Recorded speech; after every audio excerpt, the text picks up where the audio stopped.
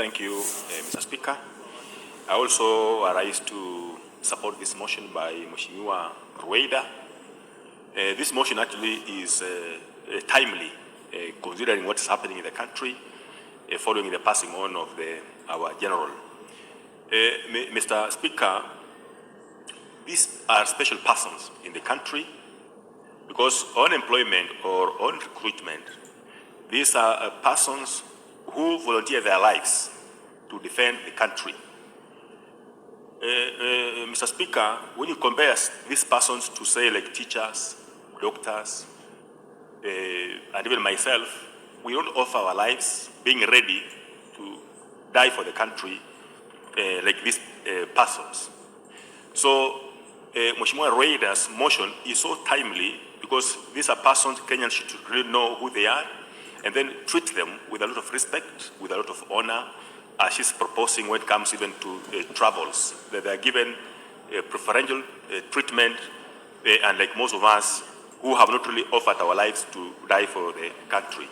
However, Mr. Speaker, I would that as much as we have this proposal by Mheshimiwa Rueda, maybe this is a moment for Kenyans to really reflect on the lives of these personnel who serve our country, who have volunteered their life, that they know if they serve to the end, the age of 62 or the age of 50, then well and good, but otherwise they are ready to die. These are persons, Mr. Speaker, that I would urge, besides traveling on our flights, because I also, when I look at the persons who may have time to travel by air, this could be a very small percentage of these particular persons. Majority of these people travel by lorries, by road. I would urge the new CDF who comes in position to really consider. You see, for example, when I'm coming from Nairobi to western part of Kenya, I usually see them in lorries, Mr. Speaker, traveling to wherever areas have been posted. And I keep on wondering, why not travel? Because I also know that our defense forces have buses. Why not these particular persons travel in buses, in comfort? This is something that we need also to focus on, because this is where the majority are, and this is how the majority of them travel. Mr. Speaker, I've also lost quite a number of these officers, particularly at the lowest level in the force.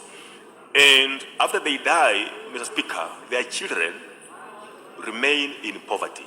They keep suffering throughout, even their wives. Maybe it is something that also this force can consider, because these are persons who sign at entering the force that they will serve the country, they will defend the country, that when they pass on in the course of their duty, the government or the force can actually consider taking care of their families, taking care of their children. Mr. Speaker, the former army officer, Honorable Waluke, was citing a situation whereby females then were not having time to even make love in the forces because of the kind of rules that were there. Mr. Speaker, this is still happening in the forces, but at a different level. When we look at the officers, how they live in the camps, Mr. Speaker, it's a challenge for them really to make love or to have love with their wives, because they are staying in groups. They stay in what we may call dormitories. They live in tents. And therefore, Madam Speaker, they don't have time really to meet with their wives. They don't have time to meet their children because they are living kind of communal life. And this being the case, Mr. Speaker, these are persons the country should really treat with a lot of favor, with a lot of honor, because they have really offered their lives, they have really sacrificed their lives to serve the country. Mr. Speaker, also, as much as we want to give them this priority boarding facility, maybe also is a moment for us to look at their salaries. You know, teachers, when they have a problem with the salaries, they can go on the streets. Doctors currently are on the streets. So they make their welfare or their issues known to the country, and everyone empathizes with them. But these are the people who never go to the streets. These are people who never complain loudly anywhere. And sometimes when you look at their lives, the lives of these particular officers, Mr. Speaker, it's pathetic. I would that besides the